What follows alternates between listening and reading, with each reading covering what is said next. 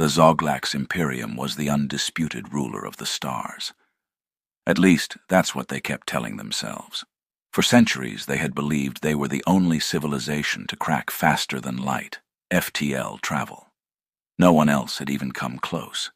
Every other species they encountered was still bumbling around at sublight speeds like primitive amoebas, while the Zoglax zipped through the universe in their sleek, majestic starships. If anyone had discovered FTL, the Zoglax would have known. They had metrics, and yet today the impossible had happened. The Zoglax patrol ship Regal Authority had been cruising through the empty expanse when they picked up a distress signal. Normally they ignored such things. After all, primitive species getting stranded in space was just natural selection at work. But this one was different. The signal came from a tiny, lone human in an absurdly small spacecraft. When they brought him aboard, they were utterly perplexed. The human, a disheveled scientist named Dr. Alex Carter, looked like he hadn't slept in days. He was clutching a half-eaten granola bar and staring blankly at his rescuers. The Zoglax commander, a tall regal being with an exoskeleton that glowed faintly, loomed over him. "Human, how did you get here? Your kind does not possess FTL technology." Dr. Carter rubbed his eyes, blinked, then mumbled, yeah. About that."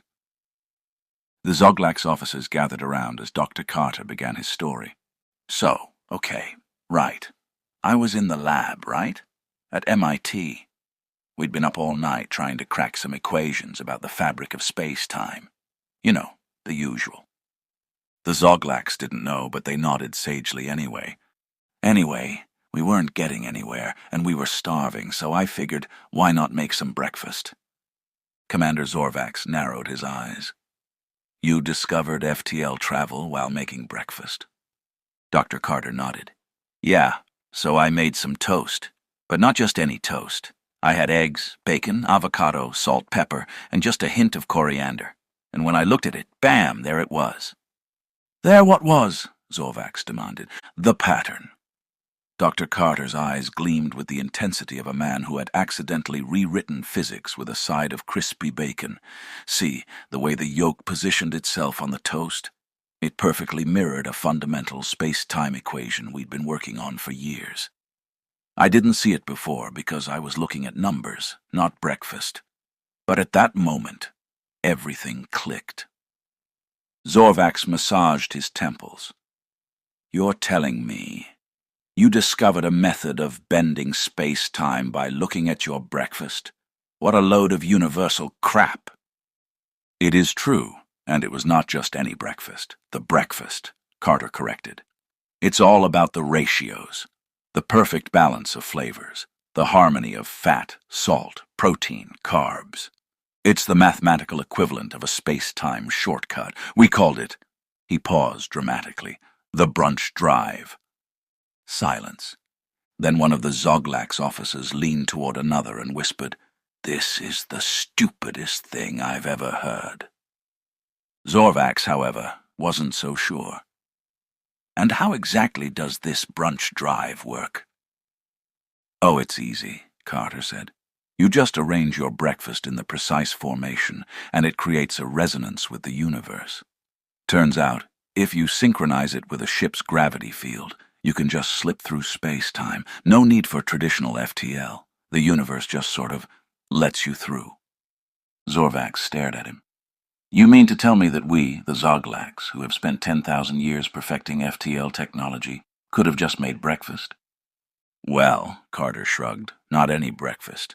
You gotta get the ratios right. It took me weeks to figure out that too much avocado messes with the stability. Also, if you use turkey bacon, the whole thing collapses into a singularity." Zorvax looked like he was about to explode. "You are lying." "I wish I was," Carter sighed. There was only one way to settle this. The Zoglax demanded a demonstration. Within an hour, the Regal Authority's pristine science lab was transformed into a makeshift human kitchen. Zoglax scientists stood around in biohazard suits as Dr. Carter carefully arranged toast, eggs, bacon, and avocado in the proper formation. One scientist analyzed the display. It is aesthetically pleasing, but scientifically, I fail to see how. Before he could finish his sentence, a ripple passed through the room. The air shimmered. A faint hum filled the space. The ship's instruments started going haywire. And then, with a pop, they were somewhere else, somewhere very, very far away. The Zoglax officers were in a state of complete and utter existential crisis. We moved, one of them gasped. Across light years. Instantly.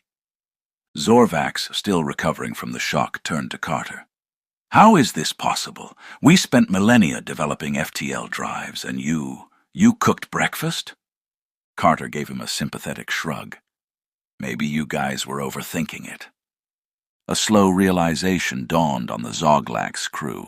If humans, primitive, barely spacefaring humans, had accidentally discovered a superior method of travel by making food, then what else had they been missing?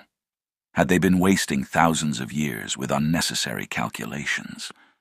One scientist collapsed to the floor, clutching his head.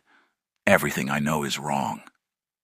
Another officer muttered, I have 2 PhDs in warp dynamics and I just got outsmarted by toast. Zorvax, to his credit, remained composed. Mostly. Carter, you must share this knowledge with us. Well, Carter mused, I could, but you know I'm a scientist. We usually like to keep things secret until we publish a paper.